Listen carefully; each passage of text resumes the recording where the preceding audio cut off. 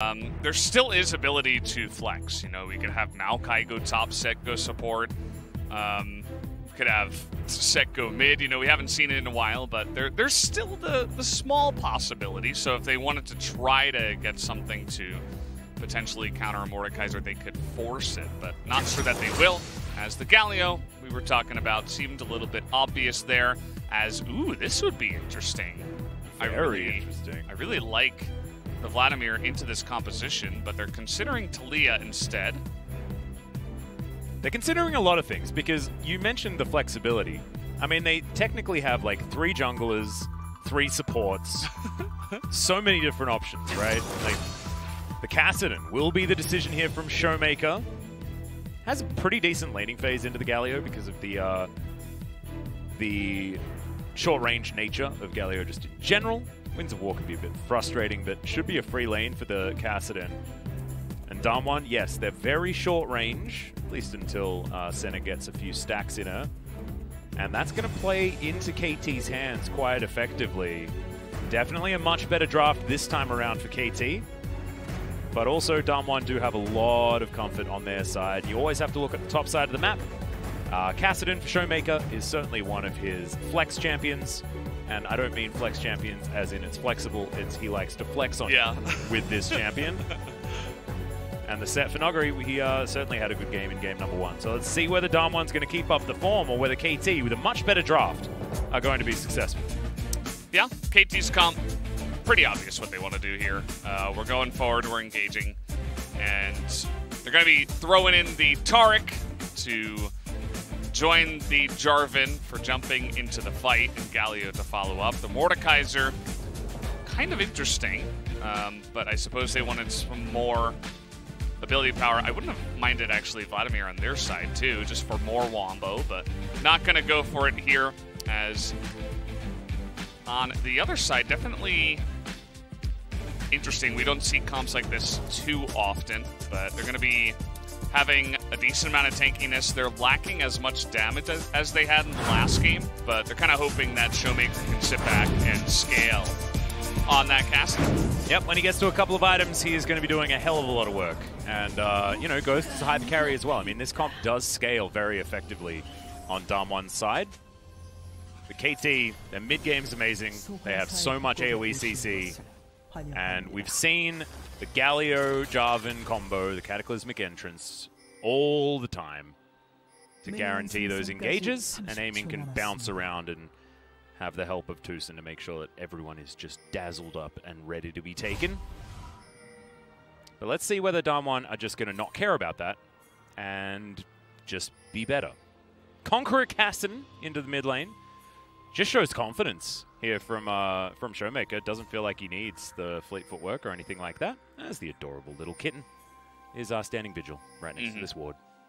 Yeah, BeryL seen the entire time. He wants to get in there and put down another sapling. And Jarvan's just going to go up to the blue here. Can we just have a look? BeryL had to flash? Yes, he did. Oh, wow. Pretty early on that he had to flash in that one. That's a little bit unfortunate. But again, he was seen the entire way and probably saw Kuro. It looked like Nuguri barely even noticed that Smeb did that. This was one of our matchups that we were talking about in spring a lot. The Mordekaiser into Sett, and how so many top laners picked the Mord into the Sett. Yeah. And it just straight up didn't work. All right, KT just scope BeryL out on his way in with that excellent ward that you pointed out earlier. Yeah. There's a max range stun from the Taric, so you don't see that all the time. We're seeing some more. I believe that's Ultimate Hunter. Is indeed. So he's going to be looking to jump a lot. Wow. That is one hell of a Kuro. You warming up your voice for the? Yeah, that's what. Gonna start singing for us? Or? No, it's a bit of a disastrous beginning here for Kuro, but he's going to eat through some potions. He should be okay. Doran's ring start, so not exactly corrupting charges. See ShowMaker with his Doran shield. Should keep him alive. DAMWON here on the bottom side, pretty happy to have this wave shoved into them. as the Kalista Taric is pretty scary. As there's the face breaker. Smeb is not going to have the greatest times in this lane, is what I sort of foresee. Yeah. The second I saw him picking the Mordekaiser, I mean, the Sett is face up, right? There's flexibility we talked about. Yeah, it was weird. There was flexibility, but it's like, why would DWG not put the Sett there? Well, that's going to be a great taunt onto ShowMaker, who has to flash immediately. And KT, they understand that's what they wanted to get out. And bonO will be back. You best believe. Yeah, he's going to come back with a thumbs up. And, yeah, that's the one thing where it's like Kassadin generally against melee targets is going to be pretty okay. But that taunt can be pretty annoying to deal with, especially before you're level 6.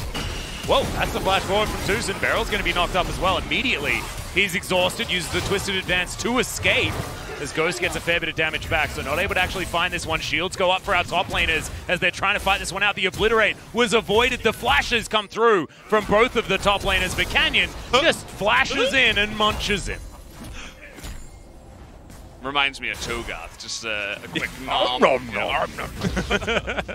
That's what he did. Yeah. And I always envision Cho'Gath with the gentleman skin, by the way. I think there's only one skin for Cho'Gath. Yeah. He's, up you go. He's a dapper gentleman. He most certainly is. Very handsome. And they might get caught out here. BeryL still doesn't have his flash. Yeah. As there's the knockup onto BeryL. Twisted Advance trying to avoid some of the CC. Exactly right. And now aiming, he's got absolutely no mana. He's trying to hop himself out of here. Not going to be piercing anyone at this stage. And bonO, if at first you don't succeed, try again. But this was only the second try, and that one also didn't really work out. As, yeah, BeryL doesn't have his flash still, but they haven't had to use any summoner spells, apart from a teleport that BeryL used to get back to lane. Let's have a look at it again. Yeah, so it's Nuguri just getting good trades off here. It's unfortunate for Smeb that he didn't take tower aggro that one time. As nice flash, and then he's going to force the flash. And there's a ping immediately, and he's like, oh, no problem. Thanks, Trundle. Nice setup there with the trade. He was up a level. He was slow pushing in, so he was actually setting up for the dive, but it ended up working out even better than he expected. Yep, this just in, Nuguri's forward percentage this series is currently about 100%. It feels that way. It's never not going to be there. Yep. Kuro's going to face check, gets the taunt though onto Canyon, who still wants more. It's the squishiest Galio I think I've ever seen in my life. As Canyon has more farm than him. Although, that's just mostly a shout out to Canyon farming pretty quickly as far as the lane is concerned, only 3 CS behind. Nuguri just continues to fight with Smeb. There's the showstopper. As Nuguri just finds a bit of damage with the outskirts of the Haymaker there. Yeah. Sometimes it feels like Nuguri just is desperately trying to fight, so he just presses all his buttons. He's like, I'm just going to kill you. I'm going to do as much damage as possible, even if I don't get the kill. I just want to attack you. He's all about the PvP. Yep, instill fear in his opponent. Yeah. As Canyon moves on over, he's going to start off this Infernal Drake. Looks like the first one should be going over to DAMWON. As this bottom lane that's had so much attention, he's doing absolutely fine down here. In fact, BeryL is, in theory, doing better than what aiming is, as the teleport's going to come in way too late. DAMWON just walk away and allow Kuro to enter. Yeah, they could have set that up pretty nicely if he TP'd about 5 seconds earlier and, you know, threatened a flash taunt of sorts. But it was a little bit too late. The ward was there and spotting it, so it's kind of just a free dragon going over to the side of DWG Gaming, getting them ahead. That Infernal gonna be really nice for the Kassadin specifically. Yeah, BeryL taking a lot of damage here, gets those sticks ripped out, down to about 500, so he'll be fine. As Ghost going for the Black Cleaver build, we're back to Glacial Augment. Here on our Sennas, it's been a while since we've seen the grass ones actually. As Canyon just going to steal away a blue buff here as well. And in 30 seconds time, might be Rift Herald here for the gentleman, who's once again putting on a clinic here in the jungle. Canyon's just farming really well, and he's always seeming to be in the right place at the right time. Was able to dive and pick up the easy kill. And definitely has a massive lead in the jungle because of that. And he was able to hit level 6 before bonO, which is part of the reason why he was able to kind of freely pick up that dragon. And once again, I mean, Smeb, you know, he opted into this lane. He got killed by the jungler after the dive. Now he's going to be struggling a lot, as it does look like we are going to see another Blade of the Rune King build here from Nuguri. So he'll be getting quite aggressive onto Smeb. Yeah, it looks like Rift Herald may have been starting here. There are a lot of pings. Nuguri getting taken down very low into the Death Realm. Does have Haymaker, remember. As he uses it a little bit late, didn't actually have much of the grit back. As there's the Flash Cataclysm. Facebreaker was good, not good enough as Canyon moves on over. He's able to put a pillar into that brush. The bonO should make it to safety, and it's ShowMaker's turn for a late teleport. As Kuro and Aiming move on over here. All 5 members of KT here on the top side. Nuguri without teleport, so can't make his way back in. Control Ward spots out bonO, who's relatively low, and Ghost is by himself. This is really dangerous. But ShowMaker coming on in. Death's Grasp doesn't land. Kuro misses his Justice Punch. And there it is. The Riftwalk working out as ShowMaker keeping them all at arm's length. Gets in there finally. And it's the Trundle that locks down the kill. Now TusiN dazzles a couple up, but I don't think he's going to be able to do it. As there's the Maokai picking up the kill onto Aiming. And KT have just imploded. Yeah. And this Galio's did too. Yeah, there are cats, and they are not excited. That is going to be a kill going over to ShowMaker. And I don't like calling games early, but this one might be done, Valdez. Yeah, I mean, that was 4v5. And before that fight started, I was looking at it and I'm like, wow, DWG are very confident. They're forcing a 4v5. I don't know if this is really going to work out as well as we would expect. And then, of course, DWG immediately proved me wrong, and they just made it look really easy, too. And I want to take another look at how that was really possible. They bunched them all up for Kassadin AoE at level 7, which generally is not when you're expecting Kassadin to do so much damage. But I think he only had a blasting one then as well. I think he just completed his Rod of Ages. At this point in time, as Nuguri's going to walk on over and get a bit of a start onto Shelly. Yeah, they're not even... KT's kind of just ditched that plan of ever trying to get the Rift Heralds then. Yeah. And I would imagine that Nuguri did a lot of damage in that last fight, too, because you bunch everybody up, and Canyon, he's sitting here pretty at 2-0-2. He was a big catalyst for why they were able to win that fight with his excellent pillars, and was able to really separate the enemy team of KT, who kind of just looked like everybody was deserting the fight and trying to run away, which made it look even more one-sided as they're trying to dive a Kassadin. Who's level 8. As there's the Fate's Call. Riftwalk will get ShowMaker to relative safety, but there's a great taunt. Cosmic Radiance comes down as ShowMaker tries to get over that wall.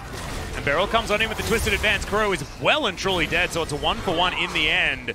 Investment very, very high here for KT. It's TusiN down to half, and BeryL has him in his sights, just waiting for that Twisted Advance to come back off cooldown. There it is. And actually he gets brought further forward. Arcane Smash is going to knock back bonO as well. TusiN should be falling. Showstopper to close distance and murder the Taric at the same time. And that's going to deliver Aiming his just desserts as well. And down goes Shelly.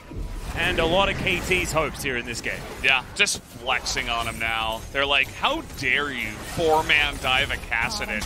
You're going to disrespect us in that way? We're just going to immediately shut you down. I mean, they get their kill, but you just have to wonder, you know, was it worth it to use all of those ultimates that they use, the summoners, you know, the exhaust to try to get him? And the obvious answer was absolutely not, because DWG were able to respond really quickly and just dog them down. It's rough when you're going up against Maokai, Kassadin, Sett, Trundle, who can actually chase you down really, really well. So going for dives like that, generally not a great idea, as this is actually the replay I originally wanted to see. Yes, from a while ago. Yeah, it's 5v4, and all of KT are bunched up. Look at BeryL avoids everything. Yeah, it's like everything misses, and then everyone gets pillared here and hit by the Maokai. Improved cat. Yeah, look at all of the cats on everyone. Yeah, and it just turns into just like an AoE damage fest. KT's positioning was not very good. And DWG were just so confident to take the fight that it's, you know, even though it's 4v5, they made it look so easy. And they kind of put the fear into the heart of KT. We're just desperately trying to run away right from the get-go. As, look at everything they use, the Cataclysm, the Cosmic Radiance, the Exhaust, Kuro's under the turret to try to force this fight to happen. There are multiple flashes. And then they just get chased down here. BeryL says, no, we can get these guys. Nuguri from the top side avoids the rip. Canyon comes in with the pillar. And then the perfect ultimate from Sett to get slow on aiming here and close the distance, pick himself up a double kill. Yep, taxis his way on top and breaks the Kalista's face. You know, we were thinking that maybe this was going to be DWG sitting back, trying to get their Kassadin to scale up a little bit. Nah, there's already 10 kills in the game, and they're already dominating their opponents here. DWG just looking so clean so far in summer, and always a treat to watch. Oh, absolutely. Turret plate's not even fallen down yet. They've still got about 20 seconds in them, and DWG have taken down the outer turret in mid lane, one of the hardest to actually pick up. Their win rate, as you saw on the screen, 8 wins with first turret and 0 losses, I believe. So that ain't bad. Obviously, Gen G were able to take the first turret in a couple of games that they were able to win over DWG, because they haven't done a lot of losing so far in the LCK, and that's looking to continue. As they'll be challenging for the top spot. It is going to be Kingzone defending that title.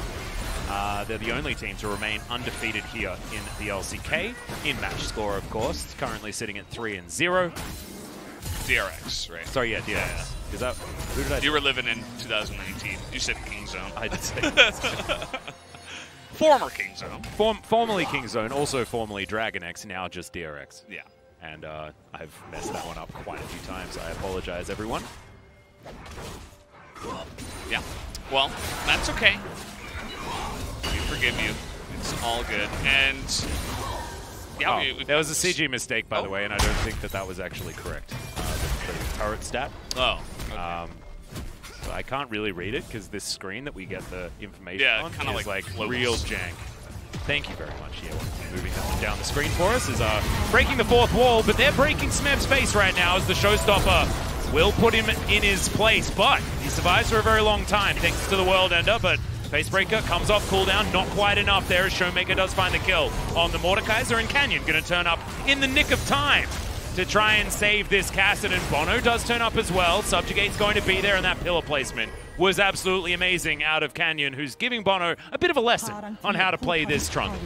Yeah, I mean, the Trundle, you just go ahead and look back at Game 1 and see the comp that Trundle was playing against compared to this one. He's going up against 4 melee and lots of tanks. Trundle just loves this. He gets right in their face, subjugates the guy down, does a ton of damage. He didn't even take press the attack, he went phase rush, just to make sure that he was always on top of his opponents. The movement speed for Trundle, very important. That's why he takes Nimbus Cloak very commonly.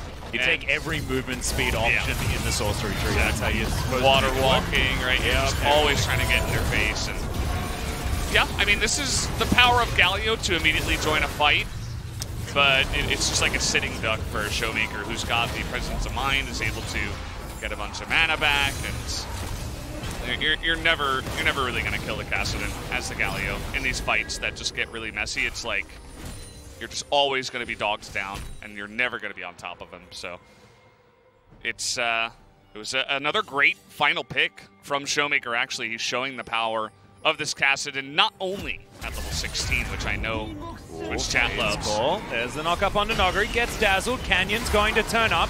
As the showstopper does bring TusiN back, but Cosmic Radiant's going to come in and should arm to keep this Taric alive.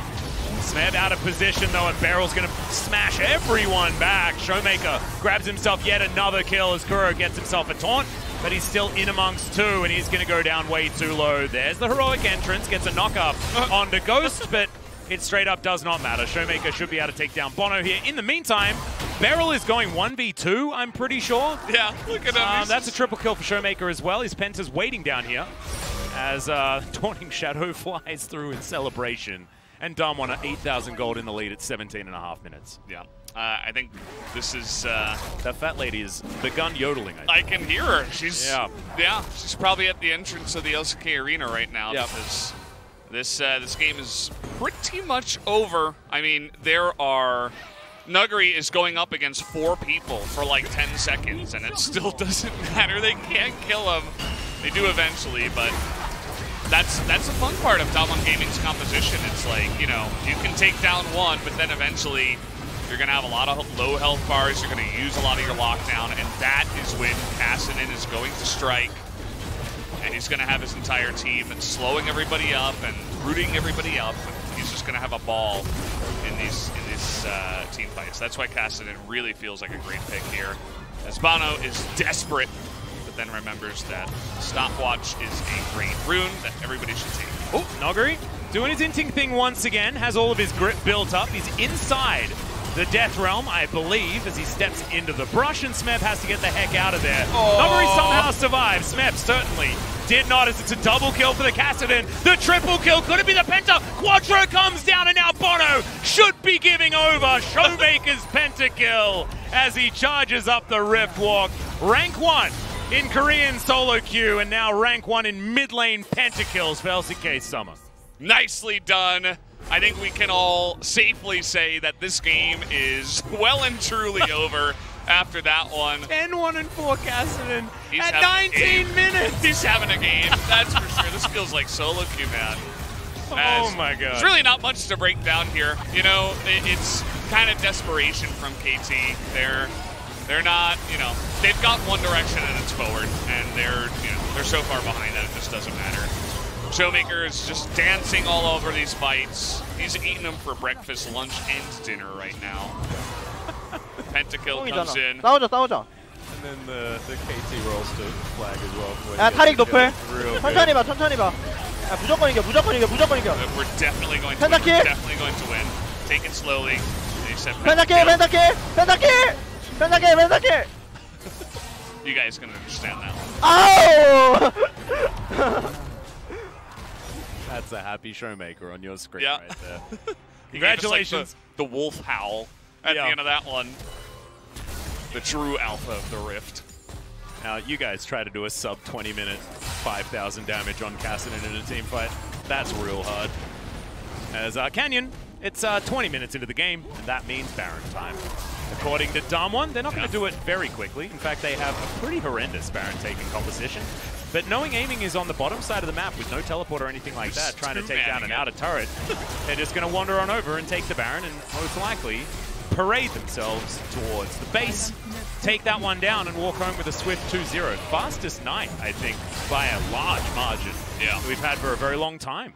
We've been having a lot of long nights. We haven't had a 4-game night yet. So this is going to be the first one. And everybody's kind of just going to be zooming out of here because of these teams. He still has Rift Herald and Baron. Yeah, there it goes. This Baron might kill the Nexus. They're going to end the game right now. We might see the dancing Rift Herald. This game is ending right now, guys. Yeah.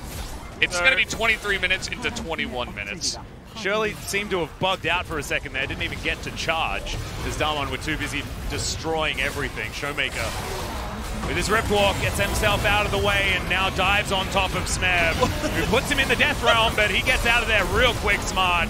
As Shirley's still there, 22 health on Shirley, and I don't think they're going to be able to kill her. Eventually they do take her down, and aiming, doing the best he can. Double kill one more time as ShowMaker grabs the triple. Nuguri denies the back-to-back pentakills. Imagine that. That would have been extraordinary. The Nexus is going to go down. 21 minutes and 35 seconds is going to be